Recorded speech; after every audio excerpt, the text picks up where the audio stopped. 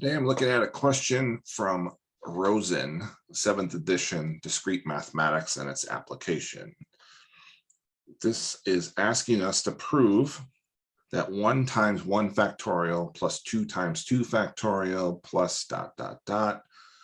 plus n times n factorial is equal to n+1 factorial minus 1. In other words, for any integer n positive, that this thing is true.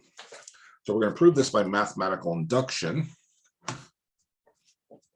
So here's the proof. And I'm going to indicate that it's by induction. So hopefully you're familiar with induction.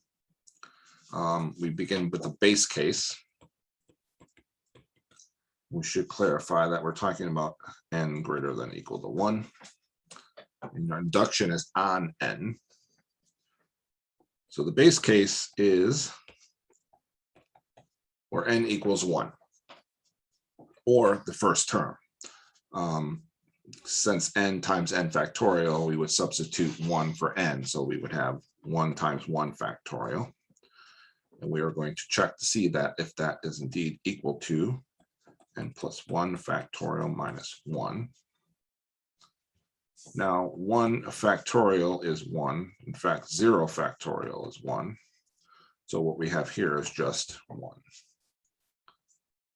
We're going to replace this question n with 1. So 1 plus 1 factorial minus 1.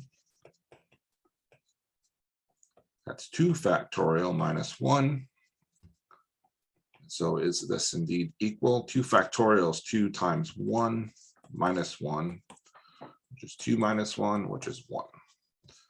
So the base case holds. 1 is indeed equal to 1.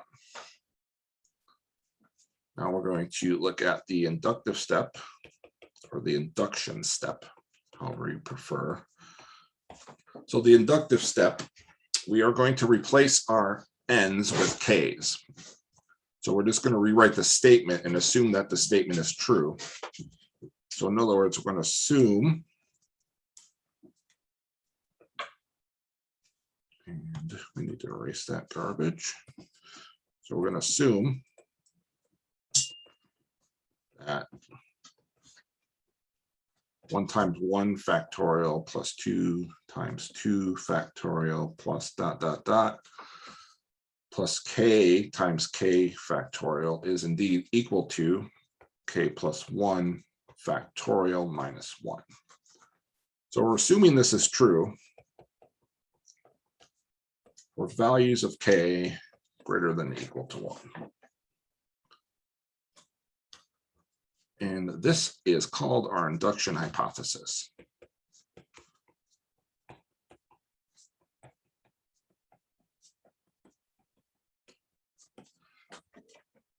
A good tip is if you're proving something by induction, you will definitely have to use your induction hypothesis. I like to label mine IH, and I'll write that when we use it. So I'm going to write down what we want to show.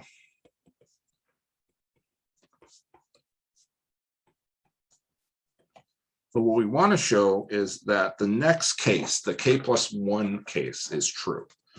In other words, we are trying to prove that, I'll write one more term,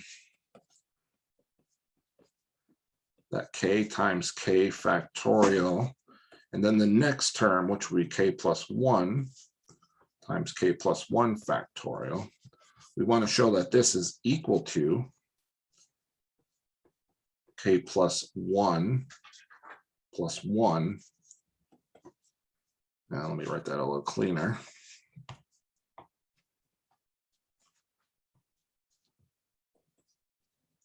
So I'm thinking of this as the next k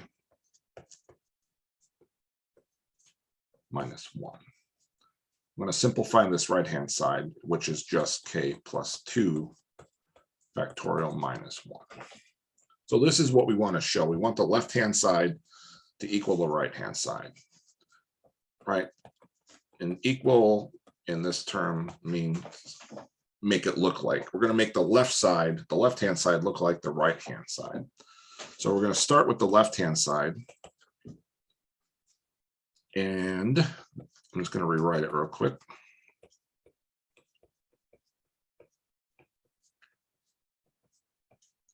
So we have k times k factorial plus k plus 1 times k plus 1 factorial. All right, so I'm going to group this in such a way that I can use our induction hypothesis.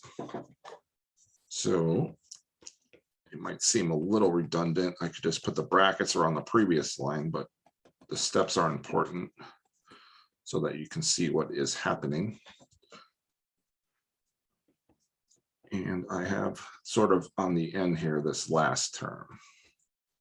I can think of this as the first line is equal to second line. Now by the induction hypothesis, that's why I wrote IH, this bracketed quantity, we said, we assume that to be true, which is equal to k plus 1 factorial minus 1. So I'm going to substitute what that is, or what we assumed it to be equal to, which is k plus 1 factorial minus 1. But I have this term here on the end, the k plus 1 term. I'm just going to add that on to there. So now we have this lovely k plus 1 factorial minus 1 from the induction hypothesis plus the last term, which is k plus 1 times k plus 1 factorial. Now I'm going to group it. These are just integers, they commute, so I can put them in any order I want. So I'm going to write k plus 1 factorial, that's this term. I'm going to add it to this term, k plus 1 times k plus 1 factorial. And then we're going to leave that -1 off to the side here.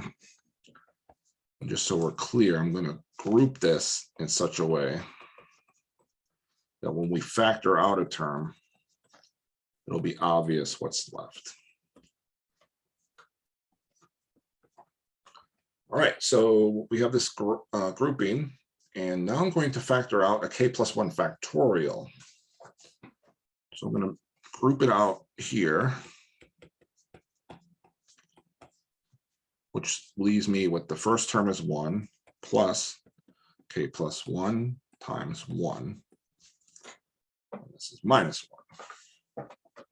So you can see that if I redistribute the k plus 1 factorial, I get precisely the previous term. But we're not going to do that. So let's leave the k plus 1 factorial out here, and let's look at this inside term. So we have 1 plus k plus 1. Since k plus 1 times 1 is just itself, I don't need to do any additional step there. And so this is equal to k plus 1 factorial. And I'm going to write this as k plus 2. So this guy is k plus 2. Now, I have essentially k plus 1 factorial times k plus 2 minus 1. And this is going to be equal to, since I am I'm taking the product of integers from 1 all the way to k plus 1, and then multiplying k plus 2 on the end of it. That is essentially the same as k plus 2 factorial minus 1, which equals our right-hand side. And so we are done. We proved by induction that this is true. Now, just a quick little comment on why I can combine this k plus 1 factorial with k plus 2. So k plus 1 factorial, you should remember, are the product of every number less than including k plus 1. So in other words, the k plus 1 term times the kth term times the k minus 1 term, all the way down until we hit the integers 2 and 1. So if I take this product of 1 all the way to k plus 1 and I multiply k plus 2 by it, we can see that now we're taking the product of the integers all the way from 1 to k plus 2, which is indeed k plus 2 factorial. So grouping these things in such a way is advantageous because the factoring out of the k plus 1 factorial and then the combination of what's left gives us that k plus 2 term, which might not be evident from the initial group in the first line here. Yes. All right. So that is the end of our proof, and we have proved it.